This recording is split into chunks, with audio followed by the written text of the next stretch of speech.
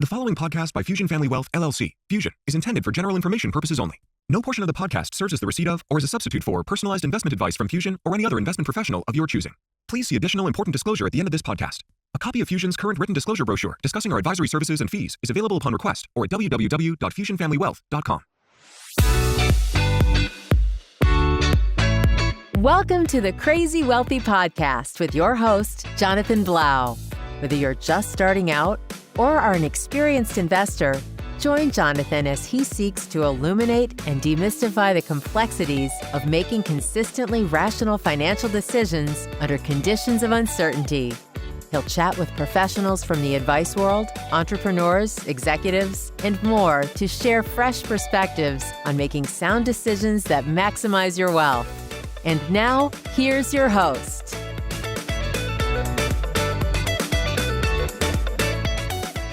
Hello, everybody. Welcome to another episode of the Crazy Wealthy Podcast. I'm so excited today to have my friend Shirl Penney, founder, CEO of Dynasty Financial Partners, a firm that has allowed the democratization of freedom among financial advisors in the industry who were once, I think, trapped in the big firm space as I was, and while that may be appropriate, now there's a lot of choice, and Shirl, I think, is one of the main reasons we have that. So Shirl, welcome today, and thanks for joining us.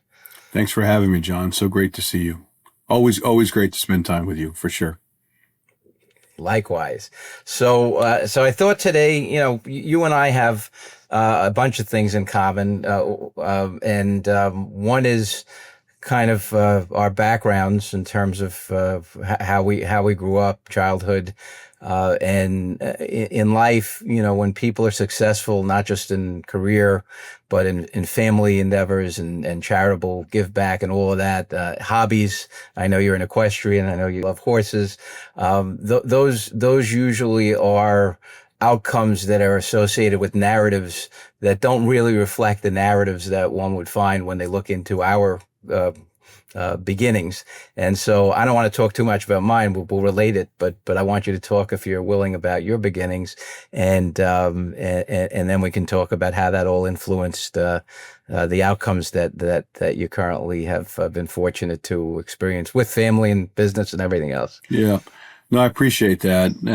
So I'm originally from the state of Maine, from a little fishing village called Eastport, Maine. It's a town of about 1,300 people.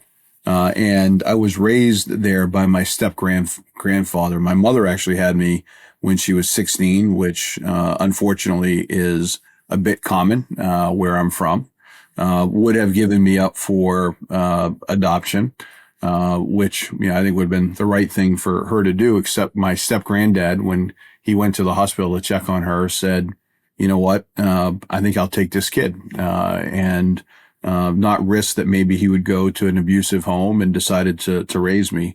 And John, he was 60 at the time, handicapped, dirt poor, and took me home, raised me in this little 450 square foot home until I was 11, and it literally fell down around us and was condemned. So for 3 years between 11 and age 14, we were homeless, lived with different neighbors. We had to move around because everyone there is kind of poor, so we didn't want to burden one family. And then the local Native American tribe were trying to teach their youth a skill set around carpentry, and said, why don't we build this gentleman and his grandson a home as part of a project to teach our youth. Which was awesome. It took them a while to get it built because the students were building it. But we moved back in when I was 15, 16. That was the first time I actually had a shower in my life. I used to bathe out of a pot, in the kitchen with a washcloth. But anyhow, that's how I grew up, and then went to Bates College in Maine. Studied economics, was always fascinated with finance, and wanted to go off and work on Wall Street. I didn't know anyone in New York, let alone on Wall Street. So I bought a suit for $13 at the Salvation Army. And you and I have talked about this before, John. It fit me the sleeves were up here. It had a hole in the crotch, unfortunately. And I rode a bus, 16 hours, transfer through Boston, make my way to New York. And at that point, I'd never seen a revolving door or an escalator in my life. And I had never seen an elevator that went more than one story. So I navigated all of those things. And just at the end of the day, I said, look, I'm not going to be the smartest person in the room, but I can probably be the hardest working person in the room if you give me an opportunity. And they said, great, sounds good. Come back next week for a second round interview. And I said, you got to be kidding me. Like, this is what I went through to get here. Can't you just decide?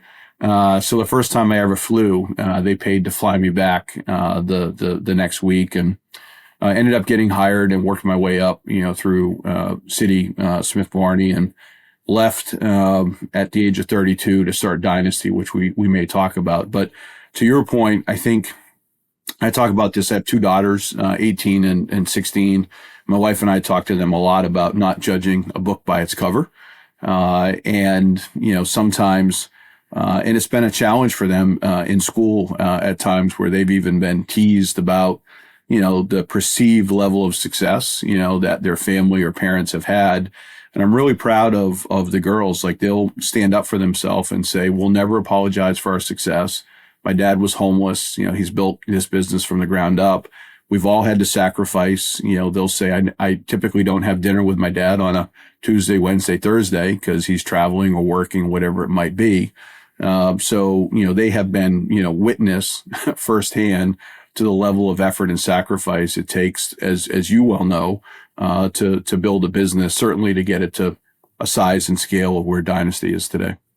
No, that's tremendous. I always love your story, and partially, we have different stories, but I know Townsend, I believe, is named after your grandfather. Yeah, Clarence Townsend was my granddad. Yeah, yeah, and my grandfather on my mother's side was the Bialy king. He came from the Ukraine.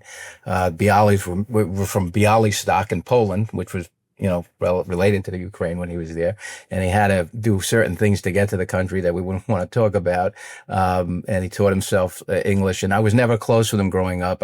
My dad had rheumatic fever as a child, which today is not something we suffer from as a society, but then it was, and caused him to have a mitral valve issue, led to a blood clot, stroke, paralyzed when I was 11, passed away when I was 13. And my mom, for better or worse, was kind of absentee, and so in that sense, I was in your situation where, it was hope that someone was looking over me. I always worked hard, but my grandfather, is the point, was a big influence. Later in life, we got close, and he taught me work ethic just by witnessing what he did. He worked in a 2x4 basement with a brick oven and making Bialys and delivering them in his underwear. That's how he started. Yeah. So you learn from those things. And I relate that because I'd love to make a connection before we talk a little bit more about Dynasty between what, you went from watching this tribe build a house for you, and you grew up with your step grandfather who was poor. Where did you learn, or how did you learn? Not the hard work, but the things that you learned. What got you interested in Wall Street? Coming from where you came from. Well, certainly the hard work and integrity. I got a lot of that from my grandfather, but I'm also a big believer in mentorship by committee. I've always been fortunate to seek out and have mentors across all different walks of life and industry. And to your point, about you as a child and what you saw. I say this a lot, with children in particular. What they see is what they'll be. So you never know, if you're having a chance to mentor or to help a child, the profound impact that you can have in someone's life, which is why, I'm a big proponent, and maybe we'll talk a little bit about charitable endeavors, but in particular with veteran causes, especially veterans that are trying to transition into becoming entrepreneurs like we are, because I think it's so wonderful to help them live the American dream that they spent so much of their life protecting. And I think that's very powerful. But to your question, specific to financial services, in large part, John, I was self-taught. I do think it takes a community to raise a child as well. When I was in high school, I convinced one of the local high school teachers to teach me economics. And we set up a class where, my graduating class was 22 kids. It's a very small rural area in Maine. And they said, you know what, we see something in this kid. Let's push him a bit. So we created a class where I was the only one in the class. And I took micro and macroeconomics in high school. I went on to Bates College, which has a very strong economics department. And candidly, it was quite easy for me because I'd had the mentoring of taking, those classes in a non-accredited high school because one person cared to take that level of interest in me back in Maine, which was great. Also convinced the school to start, the stock market game, which I know is out there, not in enough schools, but in some. And was just always fascinated by numbers, by finance. Some of the local tourists that would come to Maine that I would get to know, I would ask them to bring me copies of the Wall Street Journal and other publications, which might be kind of funny for anyone listening because obviously the data was like 6 months old. So it wasn't so much about following the stocks as it was about learning the language. And I read a lot as a child, and again found mentors the best I could that would be available in Eastern Maine. When I went to college, the first day on campus, they had a 1 week of freshman orientation. The first day I was there, I was in the Office of Career Services, starting to go through the spreadsheets of seeing who's working in financial services companies, who's on Wall Street, and literally from the first week started building the Rolodex so I could, get internships and start to get more experience that ultimately could lead towards, me landing my first job on Wall Street. No, that's great. I mean, it reminds me of when I was at Arthur Andersen as an accountant, and I was 20. I started there, I guess, at 26, and I had just got my master's in tax and MBA in accounting. Spent my first year learning how to use a copy machine for $60,000 in salary, and I perfected it. But what I remember was a different time back in the early 70s, right, John? Yeah, not funny, but and not early 70s. So maybe a little funny, but what happened was I woke up one day and I recognized I had done internships at Lehman Brothers when I in the mid 80s, and I recognized that I didn't want to cold call and just sell stuff to people. I wanted to make a difference, and so that's why I pursued my degrees in tax and accounting. But when I was in Andersen at 29, I had clients that were at Sanford Bernstein when it was still the largest privately owned money management firm, and I said I would read the research, and you probably remember it. It was brilliant research. It was sure. Great. They never outperformed anything, but their research was phenomenal. And so I'd read it was called the Green Books. They had his Green Books, and I was so enamored of them that I said I would love to work for that firm. So I called like you did. You just instinctively, clearly instinctively, you knew you had to build some kind of network, right, to be able to reach out and find opportunities. So I called all these recruiters and all these people, and they said, no, we don't have any relationship with Bernstein. They have their own white glove recruiting firms. And there's one guy for some reason latched onto me, and he called the managing director at Bernstein, and he said, I got this guy. He's a triple threat guy. He's got an MBA and a master's in tax. He works at Andersen. He can sell. He can talk to people. He relates. You got to meet this guy. And they said, listen, we have this firm. And he just called him 3 or 4 times. And the 4th time, and I never forget, the guy's name was Alan Feld, the managing director, who himself at 35 then was a managing director at Bernstein, came at Andersen. He said, all right, fine, I'll meet with the guy, but we have one condition. If I meet with the guy and we hire him, you and I can do business in the future. And if I don't, you're never to call me again. And one thing led to the other. And in the last interview, I met with the head of the institution, this guy, Kevin Brine. And it was a 3-month interview process, psychologist, it was crazy. And he said to me, he asked me a bunch of questions. He said, all right, I don't have any more questions for you. Do you have any for me? And I said, I have one question for you. He said, what is it? I said, what concerns do you have about hiring me? And he looks at me and says, I have none. I closed them. Now, that was something that I learned from my days at Lehman Brothers as an intern, right? Yeah. So it was that was the one day where I was on target. But what you just said about building networks and all that, you learn these building blocks, and they come out of your mouth and your brain when they're needed. So I want to transition. You got to be, and I would just say, you got to be tenacious with it, right? And sometimes, you have to kick your way in, right? The door is not always unlocked and easy to walk through. You made me think of, just a quick story. I made a call to a guy named Joe Mara, who's the guy who hired me first time on Wall Street. He was at Smith Barney Asset Management. He was a wholesaler who came through when I was interning in the Portland, Maine branch of Smith Barney. And I asked if I could come see him in New York. And he said, yeah, sure. So I literally called him 20 times. I called it pleasantly persistent, including many of those times, John, in the hospital where my granddad was, unfortunately passing away. And I'm trying to get him on the phone to line up that meeting, that interview that I mentioned earlier in New York. And I got it, the interview, and ended up getting the job. And I was able to go back home and tell my granddad, literally as he was dying in my arms, that we did it, and all the sacrifice was worth it. And I was going to head off to New York and chase our dream to have a career in finance. And that's wonderful. I love that story. I've heard it before with your grandfather at the end. So I want to transition a little bit to talk about Dynasty. And by the way, thank you for everything you did for me. We met you we disclosed on our last podcast with Mindy Diamond. Yeah, through Mindy Diamond, and we had circumstances where we knew we wanted to go independent, and I love the friendship we developed, but the professionalism and the people that you surround yourself with, and everything that Dynasty does for any team who's looking to go independent and explore it. I couldn't think of anyone to be a better fit for that. And when we started, I know we were among the early teams. But it's the people you had that gave us the confidence.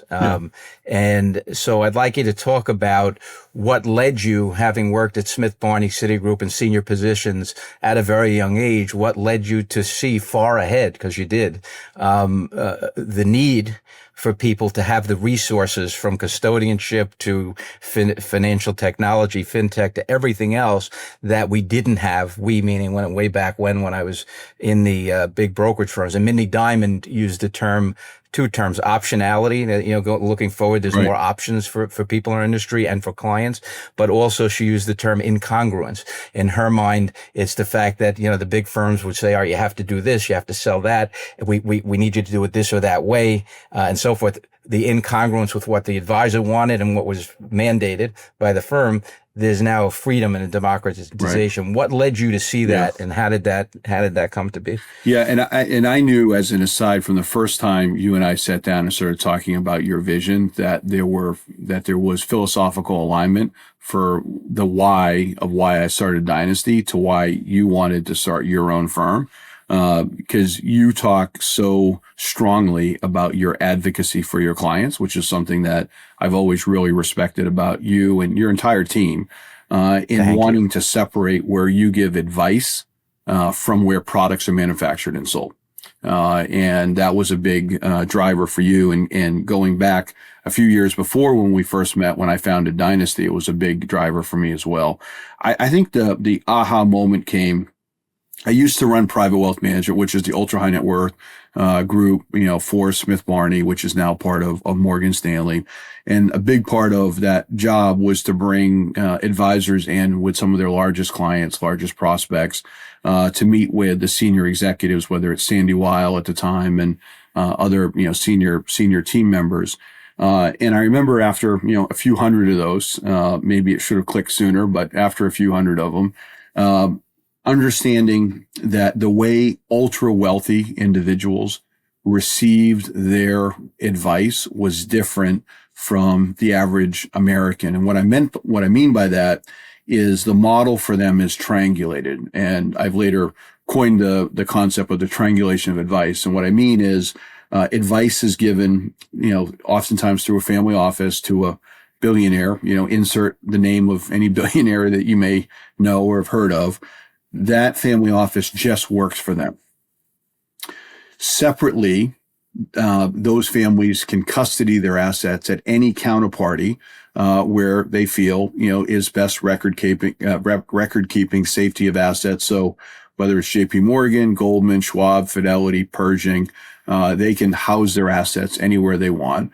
And then separate again, because they have a lot of buying power, they can go out across the entire industry and shop for products, whether it's Blackstone, BlackRock, you name it. All these product manufacturers would love to provide product to a billionaire. And I remember, sitting in one of those meetings and thinking, wouldn't it be wonderful if we could build a model to democratize the triangulation of advice? What if we could aggregate, over time, and as we have now, well north of $100 billion of buying power behind 60 RIAs that we have on the platform today, over 500 advisors, so that maybe there's an advisor in my home state of Maine that has, $1 million a client that's saved up over the course of their whole life. It's retired school teacher, with someone, who maybe is military or whatever their background might be. Wouldn't it be nice if they could get the same democratization of the triangulation of advice model delivered to them by having a truly independent advisor who's only paid for advice? They can custody their assets wherever they want, and they can go out and shop the whole street from a product implementation standpoint. And Dynasty is the technology that ties that experience together. And that's what we built. And that was where the early thinking and vision came from. Obviously, it was hard. We launched the business in the height of the financial crisis back in 2010 at the end of the year. So raising capital in a way that allowed me to maintain control, to get alignment around raising the capital, and then to build it up took time. Candidly, you guys coming on, given the size of your business and the belief early on for us, was really important, right? To help get the narrative out there of why it is what we were doing with Dynasty. And it's really exploded. I'm very humbled to say that we're 120 billion today. We have 30 billion signed. Not that you're looking to break some news on your show, but we have 30 billion signed. Nothing wrong with that. It's real. Yeah. So we, we'll see what happens, in the markets, but God willing, we should be close to 150 billion of assets on the platform by the end of 2025. So, and the last thing I would say is we're just getting started, because as you know, and I know you're passionate about this, it's fundamentally better for the client, for the consumer. It's also better for advisors. It's better for their staff. There's just a beauty in that alignment, which is why I think we're in the early innings. And we're going to continue to see massive acceleration of all roads for advisors and clients leading to the RIA space. No, that's wonderful. And I this very recording of this very podcast, I don't believe could be happening with the freedom that we have to dictate what we want to talk about. Right. Without the freedom. And such. Yeah. Right. That's just as an example. I think that, I'd like to talk a little bit. You said that your passion for veterans and so forth. I mean, three of my 6 or so previous podcast guests, half of them have relationship to the veteran community. One is my father-in-law, who was a sergeant in Vietnam. One is my friend Chad Ford, who was a level 5 special ops Black Hawk helicopter operator in Afghanistan, and the other is my most recent guest before Mindy Diamond. My friend Steve Stern, who's Suffolk County, he was a legislator, and now he's involved on the Veterans Affairs Committee with New York. He was recently appointed. So I'm very passionate about it. Maybe not as much as you are, but also I want to talk a little bit about the charities. Like, we work with one of our main charities called the Sunrise Organization, and you talked about mentorship and those sorts of things. So this Sunrise Organization was founded by a fellow who saw the need. It's underprivileged families who have at least one child who unfortunately was stricken with cancer. And so the need he saw was not just that, hey, let's give these kids with cancer something to look forward to in the summer, something pleasurable, but let's give relief to the underprivileged parents who have other siblings that require their time and they don't have it. And so now the siblings and the children stricken with cancer get sent to camp, and it frees up the parents. And it's just a wonderful kind of thing. And Amy and I not just give money, we volunteer, we put necklaces, candy necklaces, kids give you hugs and kisses. So I'd love to hear a little bit about some of the things you support in that vein. And then lastly, talk about Around the Track and your podcast a little bit. Yeah. Yeah, the Dynasty Foundation, as well as our family, the Penney Family Foundation, both support various military causes. Dynasty, in particular, focuses a lot on the entrepreneurial aspect of helping veterans make the transition, back into the private sector and sometimes finding jobs, with entrepreneurial based businesses.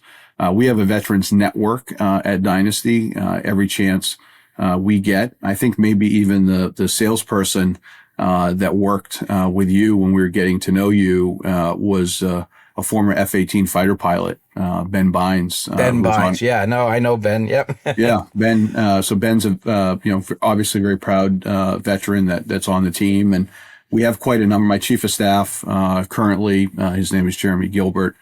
He was an Army Ranger.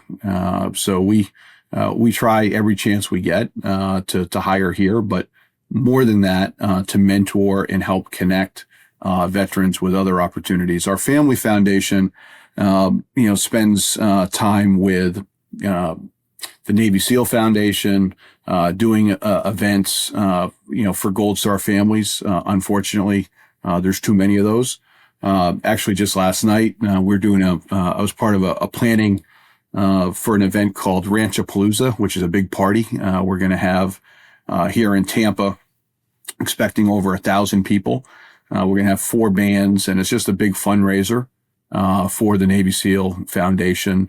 We're planning for a frogman swim, which will take place in the next couple of months, trying to get some elite Olympic swimmers as well to be a part of it.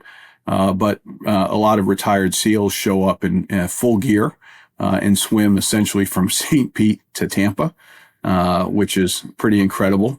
I'm not even sure if you and I could swim out to the first buoy, but I have no comment about me. You can speak for yourself. Yeah. But it's just it's inspiring. I could float to the buoy. You have a lot of the Gold Star family members that are there, telling stories about loved ones, and it's just so moving and powerful. So again, I'm a big believer. You and I, we've talked about it now. We're living, kind of the best version of our American dream. One of the beautiful things about our businesses is we get to live our American dream by empowering others to live theirs. And we get to do that because of the incredible men and women in the armed services who, to me, are the great protectors of the American dream. So we're really passionate there. I would be remiss if I didn't mention we do a lot around ALS. My wife, Marianne, who her mom, Anne, unfortunately, we lost to ALS. So that's a cause that's very near and dear to our heart. And we do a fair amount around education, scholarships. We try to do a lot anonymously. There's a lot of things that you want to do. You can't do everything, but we're not, people who put our names, nothing wrong with it, putting your name on a building. It's just not who we are. No, sure. But we try to, focus our time, attention, and some of our capital on things that have touched us and that are near and dear to us, from over the years. Now, Harvey Radler, you may not even know this, but his dad passed away as a result of ALS too, so it's very near and dear to him. In closing up, I'd like you, if you want to talk a little bit about your podcast, but I also want you to talk to the audience about how they can learn more about Dynasty Financial Partners, your resources, and be able to get in touch if it's appropriate. Sure. Yeah, so I have a podcast. We're in season 6 now. We've taped probably 65 or so episodes, called Around the Track, which plays off my passion for thoroughbred horse racing. The Kentucky Derby's right here in front of us. For the 2nd year in a row, I just missed qualifying with one of our colts, but that's okay. I watched the race when you notified. I'm going to try to win the Belmont Stakes on my home track in Saratoga, so that wouldn't be that's not a bad fallback plan. But a couple of our friends have horses in the race, so we'll cheer for them. We're taking clients to the Derby. It's a great community event being involved in racing. But we have a podcast. It's 15 minutes, as I call it. The most exciting 15 minutes and wealth management, playing off the Derby being the most exciting 2 minutes in sports. It's 8 rapid fire questions. Each one of the questions represents 1 furlong on the track. A track typically is a 1 mile oval, and it's 8 furlongs in a mile. So we're walking the virtual track together. And I have leaders from our industry, entrepreneurs, athletes, just interesting people that, for 15 minutes, if you're out taking a walk or if you have a little free time, that you might want to sit down and engage with. So the amount of views has continued to increase over time. I'm super appreciative of that. Like I said, it's a passion project, and for me, I get to sit in the chair and ask the questions, but I'm learning alongside of the viewers. In part, I ask questions, the things that I want to know the answers to as well. So it's been a lot of fun. Specific to Dynasty, our website is just the name Dynasty. FP, F as in financial, P as in partners.com. You can follow me on Instagram, LinkedIn. I'm not on Facebook, but most of my engagement on social media is on LinkedIn. And I will say I don't check that email as much because I get a lot of stuff that comes in. But my personal email is available, and contact information on the LinkedIn website as well. Great. Well, listen, I have to just in closing say I really appreciate our friendship. Professionally, I have a world of respect for you, not just because of what you've created, but because of how you've created it and the integrity involved and the commitment. I mean, I know you and I know if I need to talk to you, usually 11:30 at night is when I'll reach out. Yeah. So you and I have a similar work ethic, whether for better or worse. We're both a little nutty that way. But again, I thank you for everything and appreciate your friendship. And I love that you came on today and we had a chance to talk about all this. I appreciate the friendship too. I think you built an incredible firm. Even though I think I am younger than you, I'll say I'm proud of you. Really proud as a friend. You and Harvey and Jeff and the whole team, what you guys have done is remarkable. And as I said, the passion and care for your clients is admirable. And as a result of that, I'm not surprised that you've had the success that you've had. And I think I'd be remiss too if I didn't say that you married way up with Amy. And I'd be lying if I didn't say it. Not just remiss. And you have a wonderful family, which is yet another reason, another thing that we have in common. And when we get together, it's always fun to to spend the first half of the conversation talking about family, because it's so important to both of us. Likewise. And with that, send my love to Marianne, as we call her, MAP, M-A-P. Yes. And good luck and have fun at the Derby. We went with you guys, I guess, 7 years ago or so. We had a great time. And I know how much fun it is. So enjoy it, and love to everybody. I think we should wrap this up when you produce it and push it out. We should highlight some of the photos of you in your outfits from that Kentucky Derby trip. I have those. No objection. I have those. If your producer would like them, just have them reach out. Thank you. Thank you. It was a nice friendship. So great. Right, thanks so again, great to Shirl. see you. Thank you for having me, John. Thank you. You too. All right. Stay tuned to hear Amy's call-in for the recap of today's episode. Hi, honey. Good morning. Good morning. What's going on? Nothing. I'm happy that your laryngitis is over, and now we can talk about what happened in your podcast the other day. I love how you can lie to me with a straight face. I know you're not happy that my laryngitis is No, over. I truly am happy. I truly am happy. It was very hard to not have you talking to me. I was devastated. So, I'll tell you about my podcast with Shirl Penney. Okay. So I've not the first time that I've heard his story, but each time I hear it, I find it to be remarkable. Shirl, for everyone who's listening, was the founder of Dynasty Financial Partners at age 32. Dynasty has become the leading firm that has democratized the ability of financial advisors like me to become independent and not have to work under the guidelines and boundaries of the big Wall Street firms. And not only pioneer in the industry, but has created a tremendous amount of success. But what's remarkable is that he grew up in a small fishing village in Maine. Most people were poverty stricken, including him.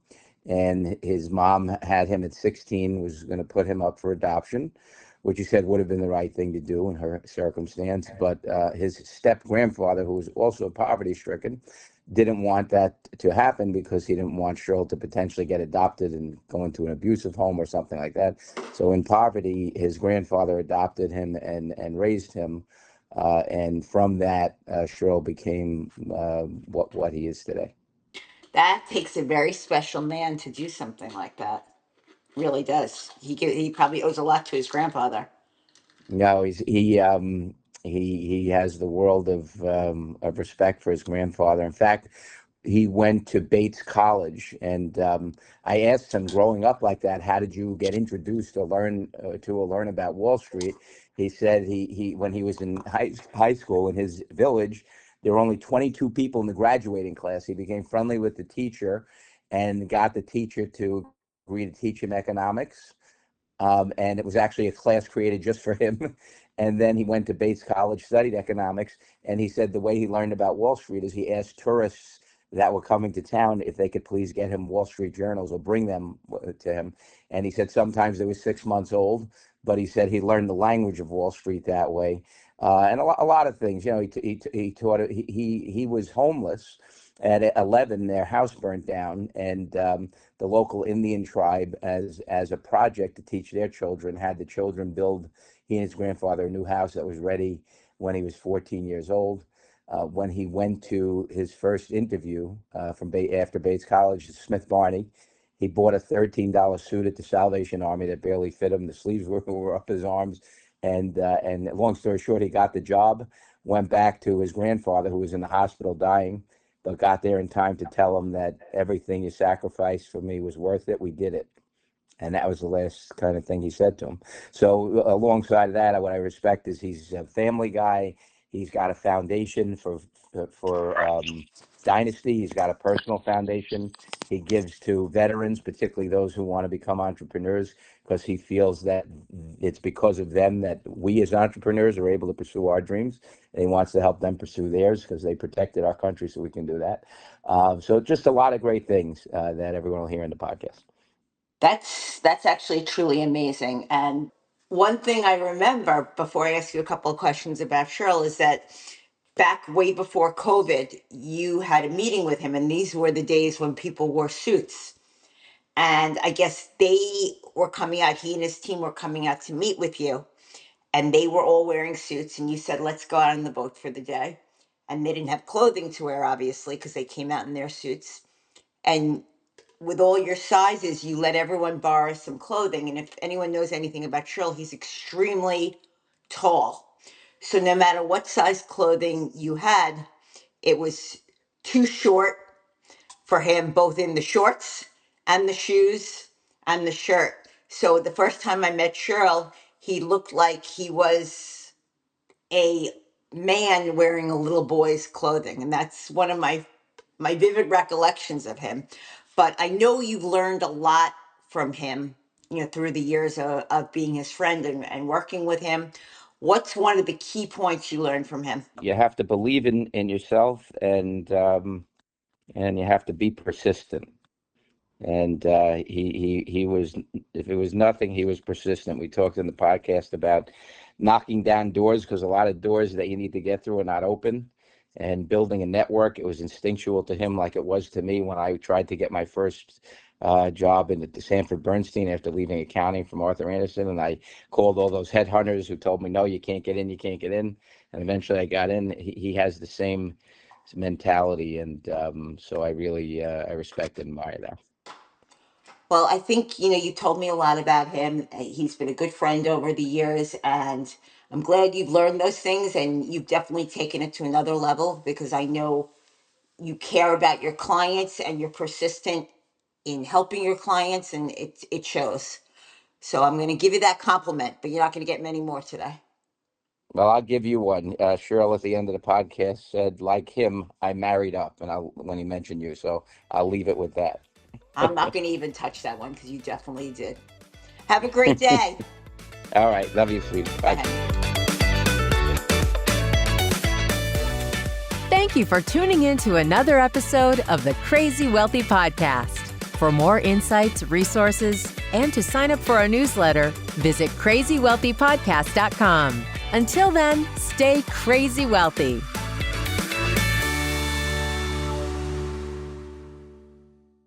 The previous podcast by Fusion Family Wealth, LLC, Fusion, was intended for general information purposes only. No portion of the podcast serves as the receipt of or as a substitute for personalized investment advice from Fusion or any other investment professional of your choosing. Different types of investments involve varying degrees of risk, and it should not be assumed that future performance of any specific investment or investment strategy, or any non-investment related or planning services, discussion, or content will be profitable, be suitable for your portfolio or individual situation. Neither Fusion's investment advisor registration status, nor any amount of prior experience or success should be construed that a certain level of results or satisfaction will be achieved if Fusion is engaged or continues to be engaged to provide investment advisory services. Fusion is neither a law firm nor accounting firm, and no portion of its services should be construed as legal or accounting advice. No portion of the video content should be construed by a client or prospective client as a guarantee that he or she will experience a certain level of results if Fusion is engaged or continues to be engaged to provide investment advisory services. A copy of Fusion's current written disclosure brochure discussing our advisory services and fees is available upon request or at www.fusionfamilywealth.com.